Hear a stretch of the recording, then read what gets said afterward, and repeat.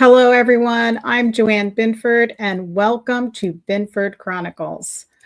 Election season is quickly approaching. 2026 is just around the corner, and it's time for you and me to get familiar with the constitutional oath keepers running for office. That's right, I call them constitutional oath keepers because we have to elect them into office to represent us, and they take an oath to the Constitution to hold up our inalienable rights secured by the Constitution. Are you looking to be represented by a constitutionalist? Are you looking for an America First representative that works for America First policies? Binford Chronicles is going to dive into it with Jason Voelz, candidate for State Senate District 8. Stick around for this exclusive interview with Jason Voelz for Florida State Senate District Seat 8. We'll be right back after this commercial.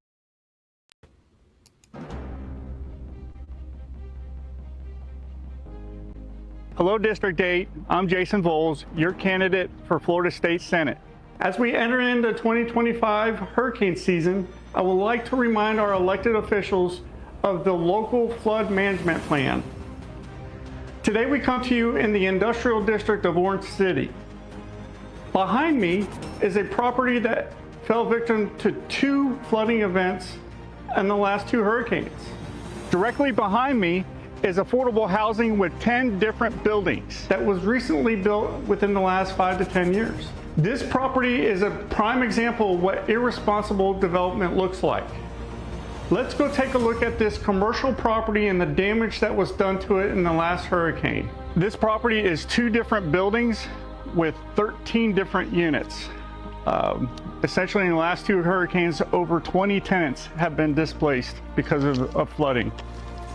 This is the water line from inside the building, 30 inches, and we're not in a flood zone.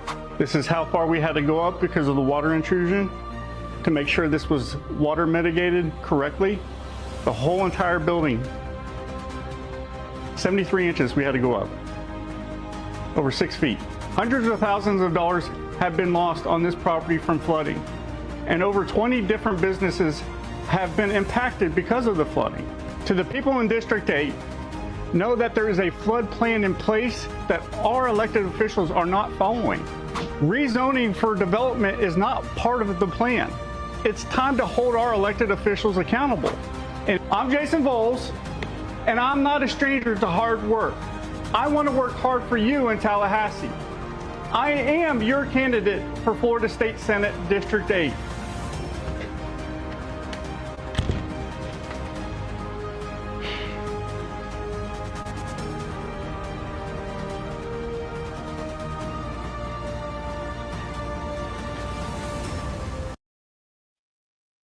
Well, thank you, everybody, for joining us here at Binford Chronicles. If you just saw that commercial, that's Jason Voelz for Florida State Senate District 8 seat. Now, Jason Voelz is a grassroots candidate that is running to make the change you wish to see. He knows that you need representatives that want to work for you and not the special interest groups. Let's bring Jason Voelz on. Hi, Jason. How are you today? Good. How are you? I'm doing good. So that's a really compelling commercial. There's a lot going on in that district. A lot of things happened in Orange City during that last hurricane, for sure. Unfortunately, that property's seen in better days, but yeah. Yeah. Were there any other properties like that nearby? Is it that whole county, or is it certain like pockets? It's certain pockets. That entire street flooded, industrial. And then we had some major flooding down the street. Miller Lake Road took a really bad hit, actually, along with Fish Hospital. That was underwater for a hospital. Yeah, the hospital was underwater for about a week. So, yeah. So what was it previously zoned as? So it's always been industrial where that property is. Behind it, I'm not sure what it was. I do know that it had to change. You don't normally see residential but up to industrial because of obvious reasons. What industrial businesses do, you get a lot of noise and a lot of machinery working, and people don't want to live next to that. That's why they normally don't butt them up next to one another. Hmm. Um, Obviously, when you develop commercial stuff, it's going to be a little different than residential, and I think that when that was developed, the affordable housing, it really impacted everything around it, and we're still seeing that big development and just things not being brought up to a current standard to withhold some of this water that's coming in on these big storms. Yeah. So, what other issues are you guys having out there when it comes to properties besides flooding? When it comes to real estate and zoning and the kind of development that's going on there, is it bringing more jobs to the neighborhoods? Tell us more about that. Yeah, so obviously it's June. We hit hurricane season, so I'm trying to push a message out, get everybody aware of, hey, it's hurricane season again, and a lot of our local governments are trying to do something about it and try to really take a step back and evaluate what's going on with the development stuff. And Tallahassee's coming down with a hammer with this last bill that was just passed, uh, SB 180. It's There's a lot of things in that bill that are good. Don't get me wrong, but there are some really toxic things in there that I consider are unconstitutional. They really step on local governments' abilities to govern their areas, um, and it's a hit to home rule for a lot of local governments. And we've been pushing to get the governor to veto this bill, but chances are it's probably going to pass. So, what are those issues that you're feeling really uptight about and feel like they're unconstitutional? Share that with us. Yeah, so a part of this bill limits what a local government can do. No moratoriums. It doesn't allow certain government or the impact fees. You can't raise them to a certain point because um, of any type of hurricane stuff. The biggest thing is it's retroactive. It goes back to I think 3 or 4 hurricanes, and it states that the biggest thing here is that if we have a government that tries to enforce this, um, there are penalties. These builders can actually sue the local government and probably get substantial payout because of it. So, explain what a moratorium is in case there's anybody out there that doesn't understand what that means. Pretty much stops any type of building, any type of permitting, stuff like that. And local governments, city, county, even state, they can put those things in place for safety reasons. And let's be honest here: the number one killer of hurricanes is flooding. So it is a safety concern when it comes to let's figure out why we're flooding. It's not because it rained a lot. That's not the reason why we flooded. If that was the case, the whole state would have been floating away. Um, the reality is a lot of things failed. And why those things failed, those are things that we should really be looking into. I know Volusia paid for some type of um, research or report to figure out what took place, and that report came back. It just rained a lot. That's pretty upsetting that we just paid for what the weatherman told us was going to end up happening. Uh, Mm. so it's things that, you know, that was pretty obvious that that was going to come back. How about what can we do to repair, fix, or make sure that this doesn't happen again? Make sure that we have responsible development. And a lot of places in Volusia alone need to really take a step back and figure out what's going on. Volusia County alone had 7,000 homes. I think that's what's being reported. 7,000 homes flooded. That's a lot. That's a lot. That is and you stated in your video that that was not in a floodplain. Correct. Yeah. So how does that affect their insurance as well? Because when it wasn't in a floodplain, sometimes your insurance says you don't need flood insurance, and now it got flooded. So how does that affect that property So now? unfortunately, if you don't have flood insurance and you flooded, that's going to be a cost on the homeowner. And that's flood insurance is the flood is the number one cause of any type of claim for home on the insurance side. This is why the federal government controls flood insurance. I have an insurance plan to help our insurance crisis here in Florida. I didn't reinvent the wheel. I've done insurance for a very long time. I just took a concept that was already existed at the federal level and turned it into something at the state level. And it's a very simple concept. We have a wind hail policy for all the carriers, and the carriers can write their own policy, and we just cover the loss. The state does. That's what we end up doing anyways. When we have insurance companies pull out because they're insolvent, the state picks it up anyways. So why not take away that risk? The biggest reason why insurance companies pull out of Florida is because of this risk. Most policies are name policies or name perils, which they cover wind, hail, lightning, fire, theft. Those are all name perils. So if you take the major two, windstorm and hail, and take that off, and most insurance carriers will come back to Florida.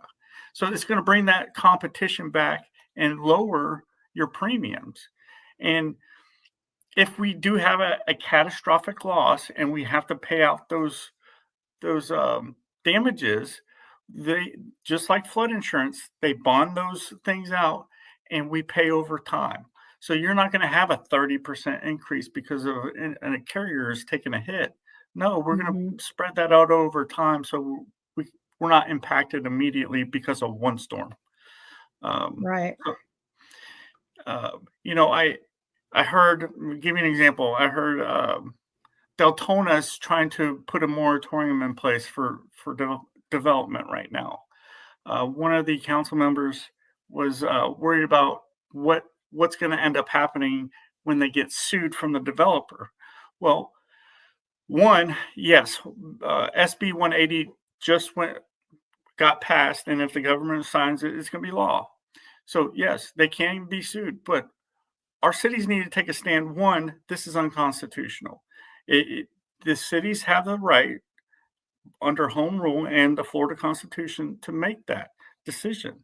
So they need to challenge the state because they should have never put that stuff in that bill. And what does it cost the taxpayer when you're having to buy properties back when they flooded out? Because that's what they're talking about doing. And I'd rather my government officials fight for what's right than just allow one person, a builder, to make the decision for us. Are they the cause of this? No. There's multiple things, and we need to get our ducks in a row and really look at the whole situation before other homes flood again. And that's really the message I'm trying to push here. Yeah, we're going to have development. You're not going to stop a builder, but it needs to be done correctly. One of the biggest things I want our local officials to understand is there is a flood plan, an integrated flood plan. Each city comes up with their own flood plan, and the county puts it together. If they read that plan and stuck to it, we wouldn't have this problem. We wouldn't have these problems as bad as we have them. And the problem we have is a lot of these elected officials don't even know that the plan exists, or it's so complex, and it's a complex plan, that they just maybe pass zoning because it seems right. No harm, no foul now, but 10 years down the road, when you develop an entire little area and now you have a lot of flooding, that's irresponsible development. And that's what the message I'm trying to help push along with a lot of other people. So does your real estate background help you with that? It definitely helps know the consequences if we don't fix this are immeasurable on many levels, because as of 2027, citizens insurance is going to require everyone to have flood insurance. Everyone. And Citizens was put in place as a last resort insurance carrier for the state. It is the number one insurance carrier right now. It It is. has the reverse effect. So what's that telling me? The people that put this in place either did it wrong or didn't update it as they should along the way. This plan that I have, there's a couple different ways to do it, but this will definitely help bring other insurance carriers back to Florida. And they won't have an excuse on why they're pulling out or insolvent, because we're going to take away a lot of that risk. Let's face it, they're here to make money. That's the reality of it. Mm-hmm. But when they're over here taking advantage of what we have in place, and they definitely are, I have a problem with that. And I can clearly see what they're doing. It's like, oh my God. And we're allowing this. This is what we're allowing. Do you think it's lack of knowledge, or it's blatant ignoring? I think it's a lot of different things, but yes, lack of knowledge, or they're bought, right? So they're getting something on the back end of that to maybe overlook something. I don't know, but there's a lot of different things that we need to do to fix this, because if we don't in the next 3 years, we're going to have a problem, not just on insurance, but on the housing side, because we already have an influx of homes on the market right now. And condos, good luck on selling a condo. It is very difficult. And yesterday, the governor signed into law the condo relief bill. I read through that thing. It's 200 pages of nothing. There's nothing in there that really helps condos. What would really help condos? I want to switch this around. That's a really long conversation. Can you condense it for us? Give us an idea. It's going to be at the federal level more than anything. Having the abilities to finance a condo, that's a problem right now. Especially, you're looking at 8% interest on a condo when you're financing them. So that's a lot. Who lives in a condo? Well, it's either fixed income people or people that have a secondary vacation home. And if it's a vacation home, you're paying 10-12% interest on that loan. So making it easier to get a loan on that, on top of bringing down insurance costs for the whole association, that helps. But when you have association dues that are half of your mortgage payment, that's a really hard thing to get somebody into on a purchase. And that's what they're trying to do, is kind of lower the HOA dues. That's always been a thing. That's not something new. But that the HB 913 that was passed or signed into law yesterday, there's really nothing in there that helps. And to come up with a new My Safe Home plan for condos when the first one doesn't even work. It's on pause. Wow. So why are they pushing this? It makes no sense. And it's hard to sit here and keep my mouth shut. But when I see, I think I'm not blaming the governor. It's you play with the team you have, and this is the team he has. And let's be honest, he has not gotten along with the legislative branch this year. So no, I think they're purposely targeting him. yeah, and you're right. And I Yeah. don't know if they're purposely doing things because a Mhm. lot of the stuff that has come down this year makes no sense, none. Mm. And it's either we have some really purple parties, Republicans up there, or it's experience. I don't know. Uh, and I hope to change that. And hopefully, look, there's a lot of things going on in the world. Looking at what's going on in Florida is kind of hard, right? And I get it. And that's what I'm doing is I'm keeping my eye on the ball here, but keeping Mhm. track of what's going on in the world too. There's a lot of things going on here in Florida that just, man, it needs fixed. If not, we're Yeah. going to have some problems down the road, and who knows? Who Mhm. knows what the next governor and legislature are going to have to deal with? Yeah, and I know you really care about our veterans. What's going on with our veterans in your district, and what do they need, and what would you like to focus on helping them with? What don't they need? We all need help. Look, there's going to be a big push for me towards January. A big push for me is going to be mental health, not just for veterans, but for people in general. But veterans and mental health, that's going to be a big push for me.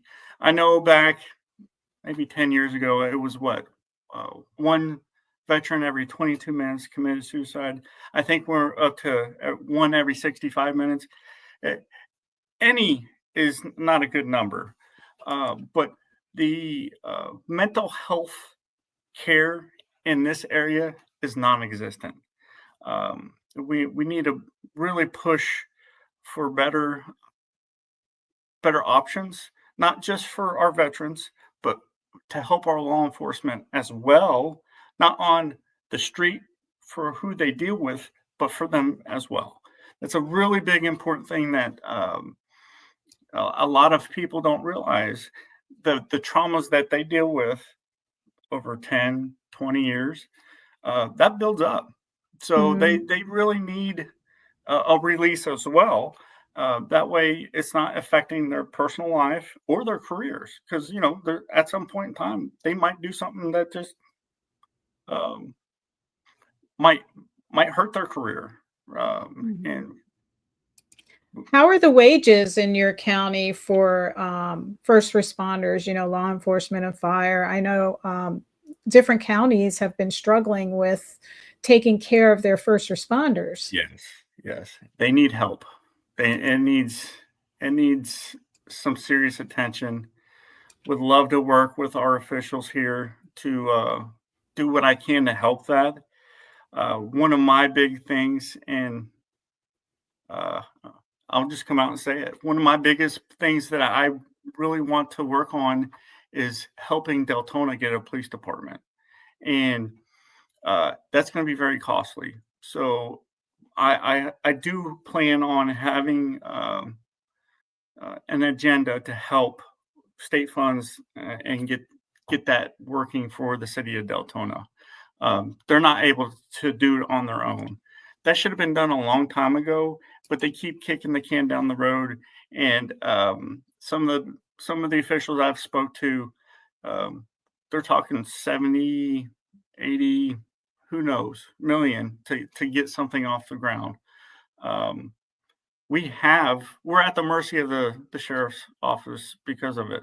Is really what it boils down to. Not saying they're doing a bad job, not, but we're the largest city in the county, and we don't have a police department. It's kind of silly. Um, I the current city council, it's not their fault. It's past city councils that have just accepted what we have now, and everybody I've talked to is like, yeah, you're right. They should have a police department. So the sheriff's department just handles the entire county. Yes. And again, it's not, I'm not saying they're not doing a good job, but it's more reactive to anything. There's no proactive policing in Deltona, period. Um, and some people like that. Some people don't. When you have a major incident, they don't like it. When they have to pay the tax bill, that's when they don't like those things. But when they are out here preventing major incidents and doing good police work, that's when you see the benefits of your tax dollars. Mm-hmm. I Yeah. keep telling people, if you see the value of your tax dollars being spent, you're not going to get a lot of pushback. But when you're, spending money overseas for transgender stuff, you're going to get mad, right? You're not going to Oh, be yeah. happy you're paying their taxes, right? So if we have stepped into a new time where the citizens have higher expectations of their government, and that's good. The president has really kind of set the stage for people, better leaders stepping up to the plate to come out and really, because nobody really wants to be a politician that is successful on the business side. It's really hard to step out of that world into this one, but I'm doing it because the motivation and inspiration the president has shown. That's really there's a lot of people stepping up to the plate. Mm-hmm. Well, people are really wanting change, and they're realizing that they need Yes. to be part of that change. And if they have the willpower to and the know-it-all and some experience to bring to the table, they need to do that, because right now a lot of the representatives in there, if you look at their constitutional voting scores, they're very low. Yeah. And that's why we catch ourselves saying, well, we've got the House and we've got the Senate, so why are we having such difficulty with this constitutional vote? Yeah. It's because we have a lot of representatives that say they're on the Republican side, but they are not adhering to their oath of the Constitution, and they're more socialist, if you ask me. That's my opinion, because they vote on a lot of social issues and they don't stick to the Constitution. Yeah, So exactly. that's where we're Rhinos, at. rhinos and the purple Republicans is what I call them. But yes, very true. Yeah, I always tell people, go to the freedomindex.org, because they keep track of the voting scores and you can see what a representative's been doing. And I know, like, Massey has been getting some hits from Trump, but Trump needs to realize that Massey is one of the best constitutional representatives we have. He is absolutely constitutional. So if he's fighting back on something, he needs to sit down and talk with him and get educated, because you look at his voting, he's almost 100% on his bills. Yeah. And Rand Paul as well. So Mm-hmm. I don't always agree with them, but I listen and say, okay, let me try to figure out what he's saying and why he's taking that approach.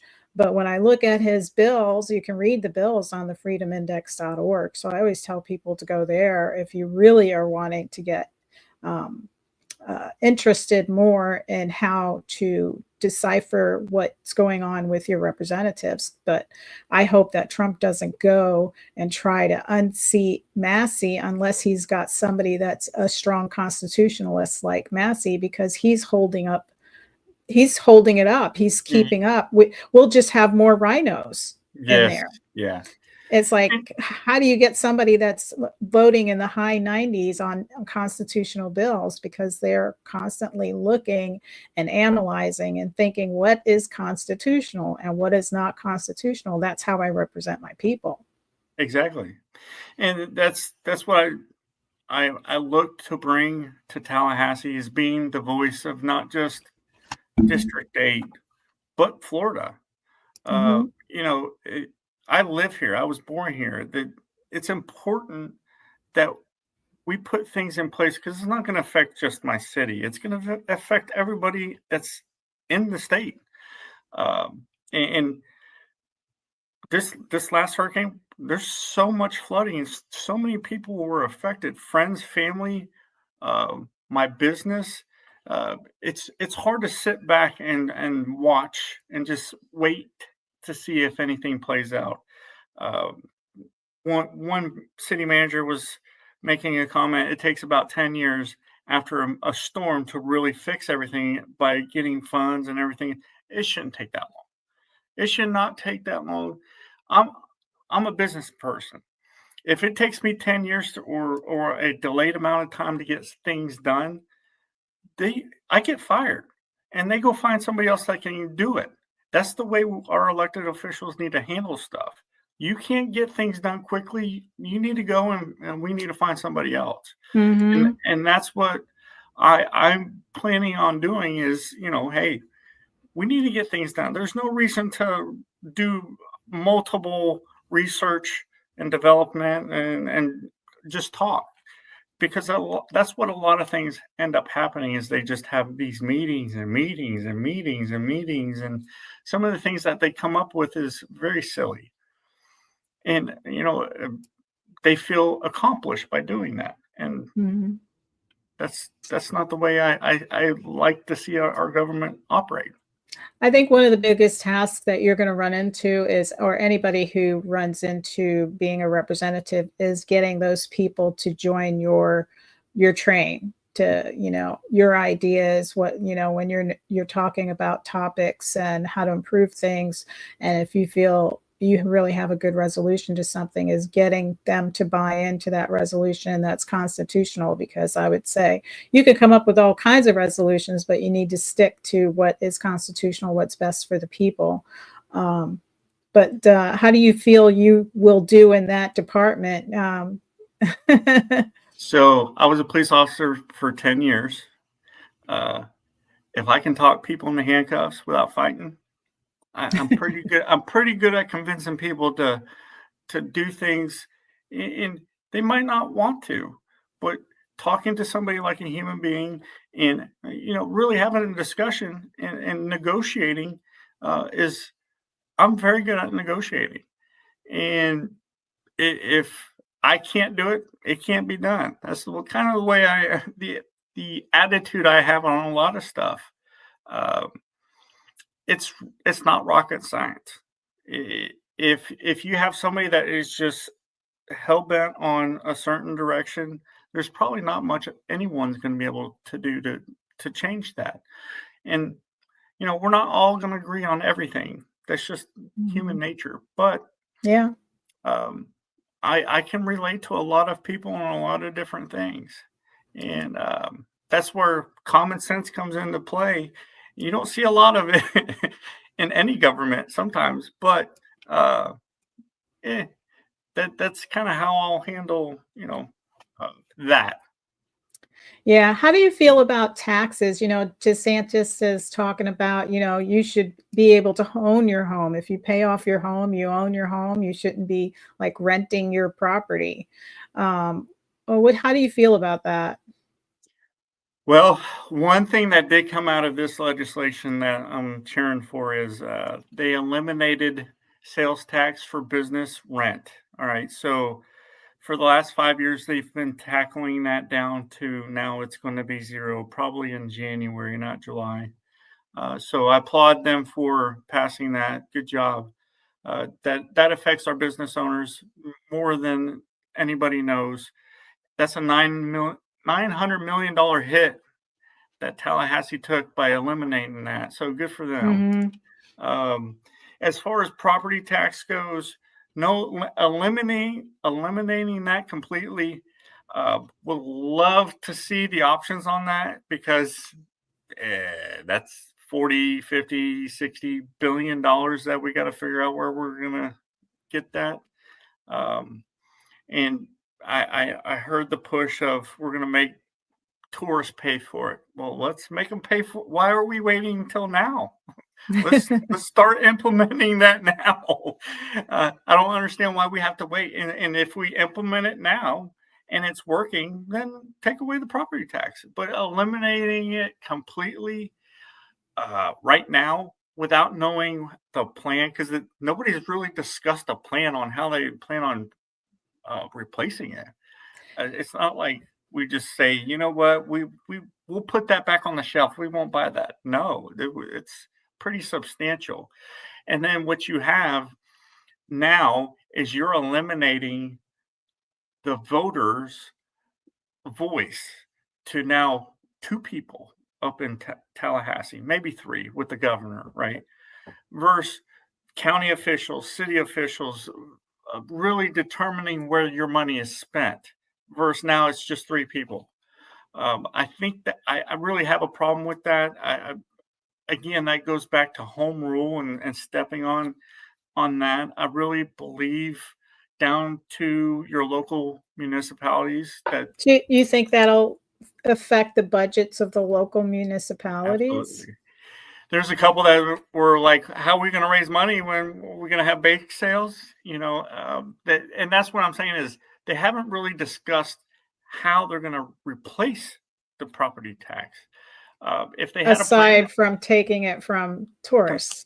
Yeah, a consumption tax, or I can tell you if they start doing a consumption tax on tourist hotels, amusement parks, and things like that, I'm going to a different state.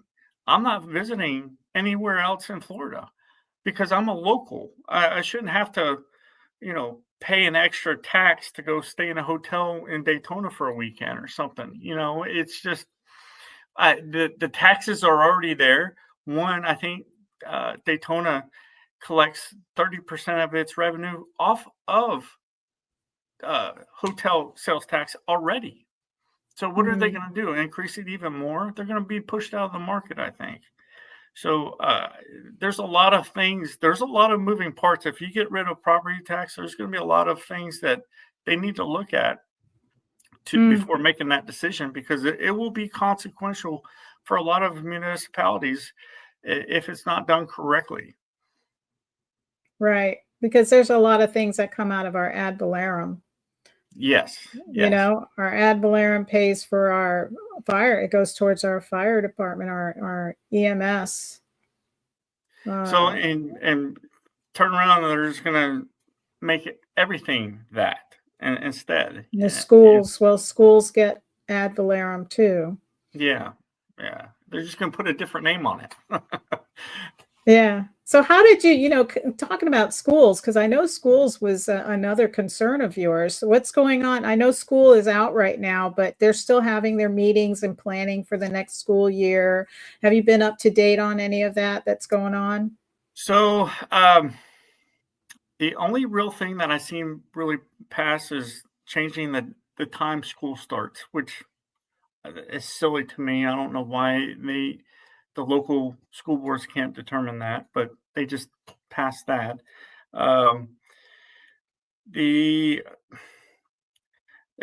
As Washington begins to deregulate the education department, which I hope happens within the next 2 years, Florida needs to take on some responsibilities, and that's a whole new thing that we're going to have to plan out and figure out, because I don't know how much the federal government impacts our kids, to be honest with you, other than money. But there are some programs that are definitely going to need to be kept. Not all of them are bad, but we're going to have to find a way to fund them at the local level. And that's what's concerning with me. And I'm sure some of the school boards are trying to figure it out too. Volusia County was $25 million short this year. So they're having to figure out where they're going to come up with those funds. And they were short in their education plan, or just really? The $25 million shortfall on their budget. So that sounds like did they have students that withdrew? Did parents take their kids out of school there? I know we had that issue here in Indian River County. So that is a thing to debate, but that they are using that excuse. Yes.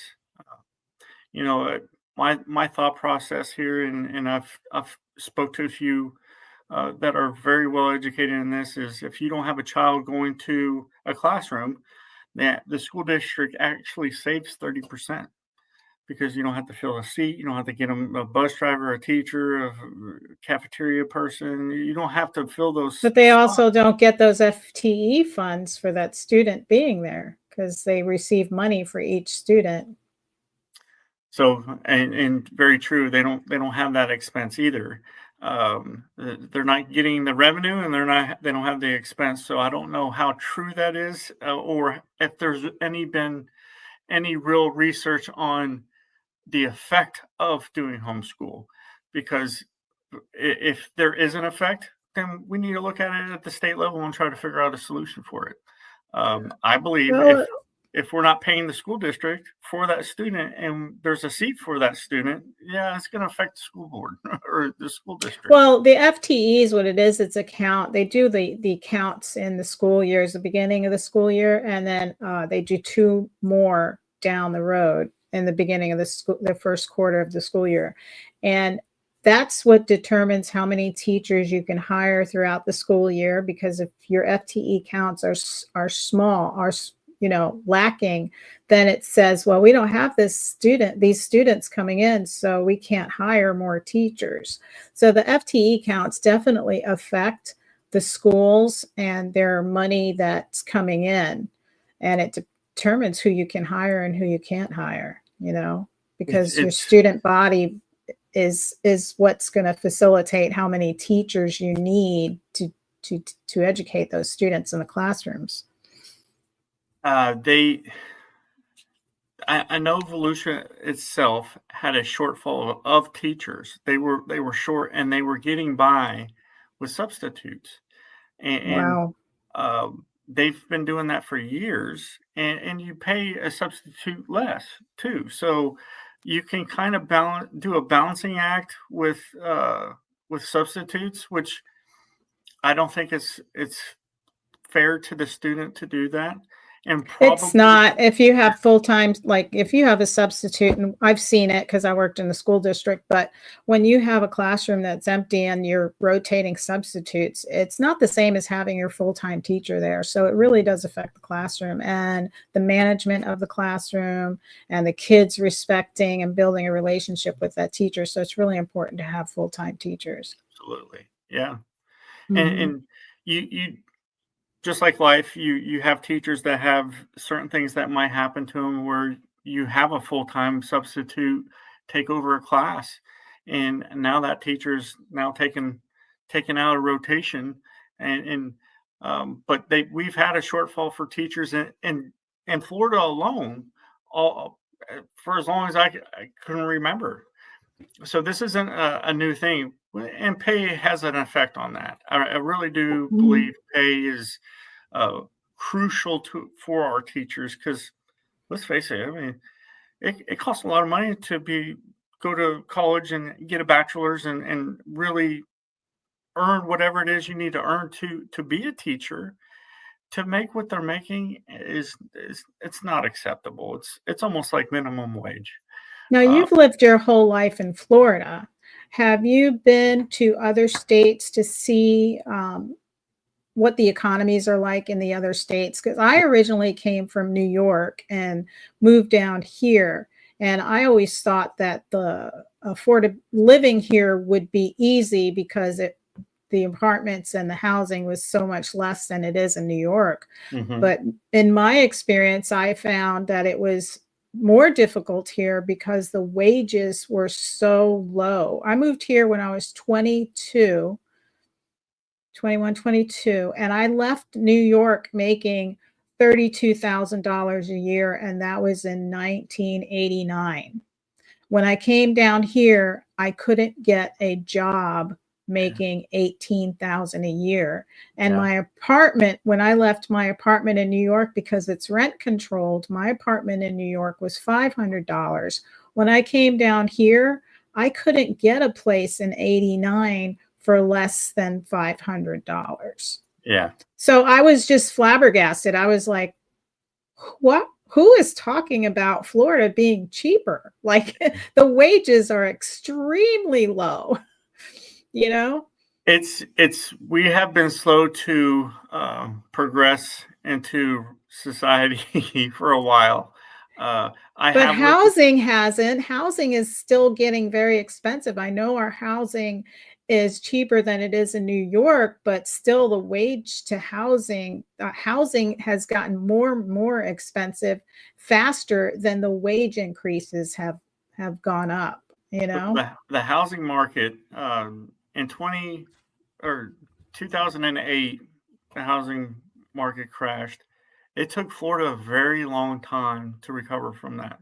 We were one of the hard hit 18 states, and we didn't really recover until COVID. When COVID hit and we were just getting double-digit returns on investment or on real estate every year for 3 years, it was getting caught up to where it should have been 10 years ago, because it was flat for a very long time. Where we are now, we're flat. We're pretty flat. It's not really progressing or degressing much. It's kind of just bouncing out. And a lot has to do with interest rates. The Fed has really put the brakes on the real estate market right now. There's a lot of people hoping for a fall. They've been waiting for 2 years for a fall, and it's not moved. So I'm not holding my breath. One of the things I've always learned in real estate: never buy on speculation. We all need a place to live. If you need one, figure it out, and then as time progresses on, you can always upgrade.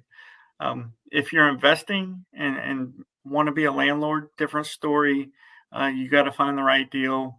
You got to be a little more selective and find the right deal, and not just go willy-nilly and jump into something. So you got to be a little more smarter with your investments on now than you did 4 or 5 years ago. Yeah. Yeah, it's so hard these days. Just our kids leaving. I've got friends that their kids are still living at home because it's just been so hard to get on their own.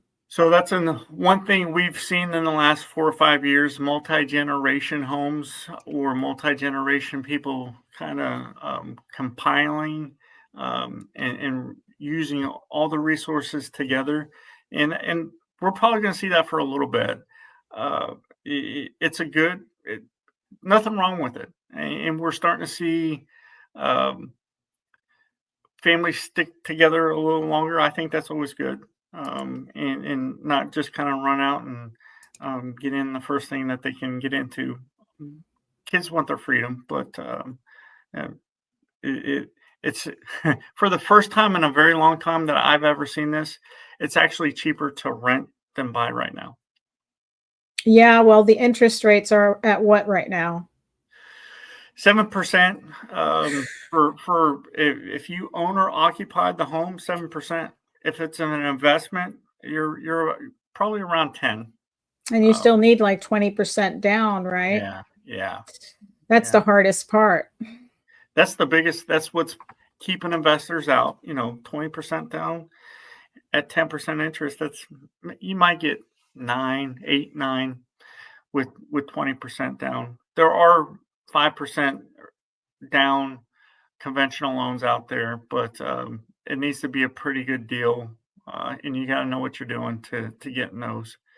But FHA, VA, there are not a lot of deals out there right now. It is a buyer's market, but you're still having to pay. You're still having to pay for sure. Yeah, it's really tough out there. Well, Jason, I want to thank you for joining us today at Binford Chronicles. Are there any last messages that you want to send to the viewers? We're 13 months away from our election. It's time to start ramping up this campaign, looking for volunteers, looking for obviously all the support I can get. This is not going to be an easy campaign. There's plenty of people in the race right now, and we'll win it. It's just going to be a lot of work.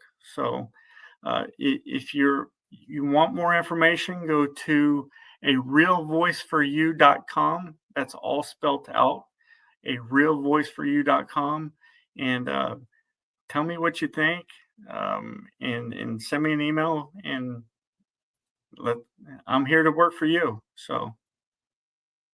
All right. Well, thank you so much for joining us, and we'll keep having you on until you your day, and I hope to be invited to your party. Your what's Absolutely. that? The election party. You know, the when Right. everybody's watching the votes come in. Those are always fun to be at. I can't wait for that day. It's not that far away. It's 13 months away, and I look forward to it. And we're really starting to pick up the pace. So very good. Yeah. Well, good luck to you, and thank you again for joining us. Thank you again. All right, everybody. Thank you for joining us here at Binford Chronicles. Remember to like, share, subscribe, click the notification tab to connect with us when we go live. And remember to visit the board report every Friday at 7 p.m. brought to you by Indian River Connections. And to get more news from our partner podcasters, visit TGI Now, To the Point Podcast, Binford Chronicles, and of course, the Connecting People and Places podcast by visiting IndianRiverConnections.com. Remember to check us out on Rumble, X, Facebook, and YouTube, and hang around. We'll have a little commercial for you to watch before we split.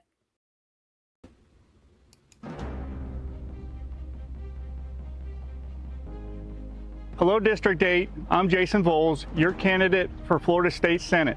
As we enter into 2025 hurricane season, I would like to remind our elected officials of the local flood management plan. Today we come to you in the industrial district of Orange City. Behind me is a property that fell victim to 2 flooding events in the last 2 hurricanes. Directly behind me is affordable housing with 10 different buildings that was recently built within the last 5 to 10 years. This property is a prime example of what irresponsible development looks like. Let's go take a look at this commercial property and the damage that was done to it in the last hurricane. This property is 2 different buildings with 13 different units. Essentially in the last 2 hurricanes, over 20 tenants have been displaced because of flooding. This is the water line from inside the building, 30 inches. And we're not in a flood zone. This is how far we had to go up because of the water intrusion to make sure this was water mitigated correctly. The whole entire building, 73 inches we had to go up, over 6 feet. Hundreds of thousands of dollars have been lost on this property from flooding. And over 20 different businesses have been impacted because of the flooding. To the people in District 8, know that there is a flood plan in place that our elected officials are not following. Rezoning for development is not part of the plan. It's time to hold our elected officials accountable. And I'm Jason Voelz, and I'm not a stranger to hard work. I want to work hard for you in Tallahassee. I am your candidate for Florida State Senate District 8.